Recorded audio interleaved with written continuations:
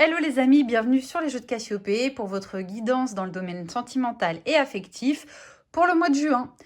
Comme d'habitude, je vous laisse choisir le tas qui vous inspire ou la pierre qui correspond et qui vous inspire le plus. Devant le tas numéro 1, vous avez une célestine, vous avez une améthyste devant le tas numéro 2 et devant le tas numéro 3, c'est un quartz rose. Alors pour ceux qui ont choisi le premier tas, on a les cartes suivantes. On parle donc de personnes divorcées, de boucliers.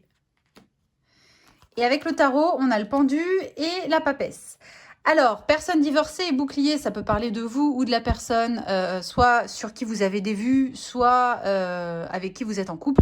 En tout cas, ça parle du fait que l'un de vous deux, ou peut-être vous deux, avez déjà vécu des échecs sentimentaux par le passé et que ça vous a amené à vous protéger, à vous créer une carapace, une armure qu'il est parfois difficile de percer et que ça amène parfois certains blocages, peut-être des non-dits. En tout cas, il y a des difficultés dans le couple, des difficultés de communication avec des personnes qui se sont peut-être un petit peu endurcies, soit vous, soit votre partenaire, par rapport à des expériences passées qui ont laissé des traces. Je dirais pas forcément des traumatismes, pour certains ça peut aller jusque-là, mais dans la majorité des cas, des blessures et des cicatrices qui vous ont amené à vous protéger.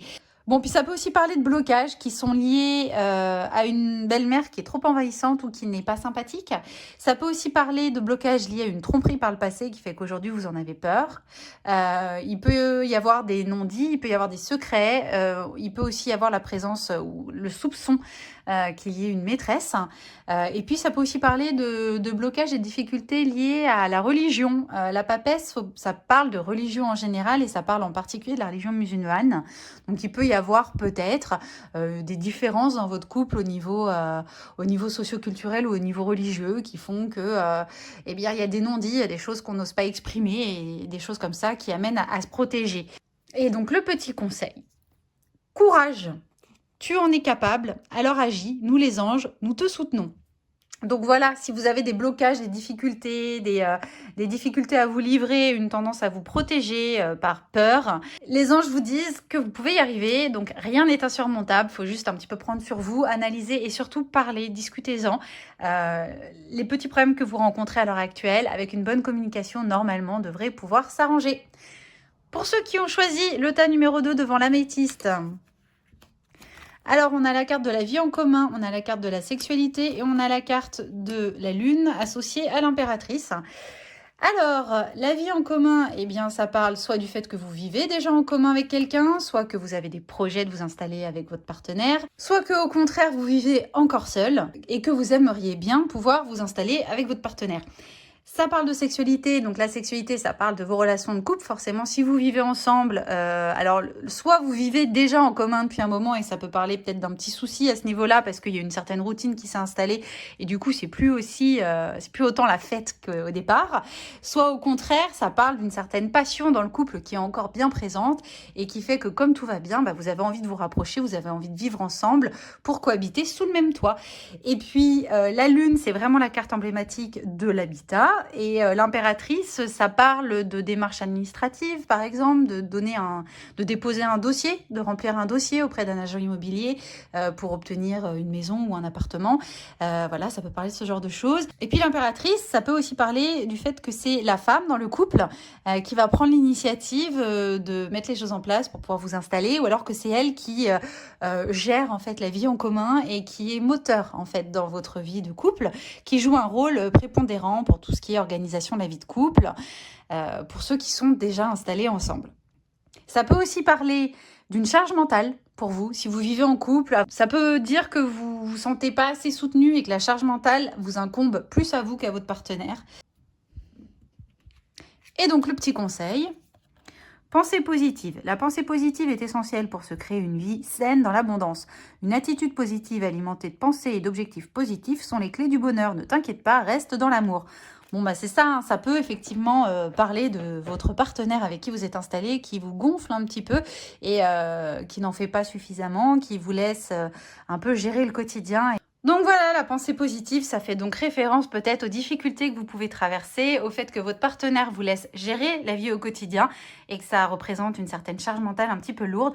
Eh bien, restez positif et pareil, parlez-en ensemble. Il y a pas de raison que vous ne trouviez pas de solution ensemble. Continuez à voir les choses de façon positive, vos difficultés, elles sont peut-être que temporaires. Et donc pour ceux qui ont choisi le tas numéro 3 avec le quartz rose, on a les cartes suivantes. Donc on a homme ou femme blonde, on a la séparation, et puis on a les cartes de la tempérance et de la maison de Dieu.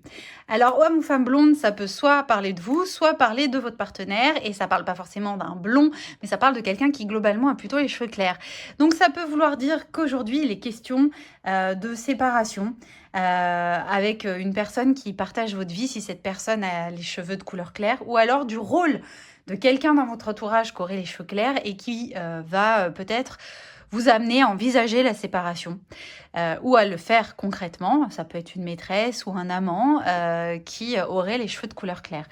On a la carte de la tempérance qui est une carte qui parle de communication et d'échange, et on a la carte de la maison de Dieu qui est une carte certes de l'habitat, mais qui parle aussi qui peut amener à des disputes. En fait, là, ça parle de gens qui communiquent, mais pour qui la communication n'est pas bonne et qui amène à des disputes et parfois même une forme de violence verbale et parfois des méchancetés qui vont être échangées.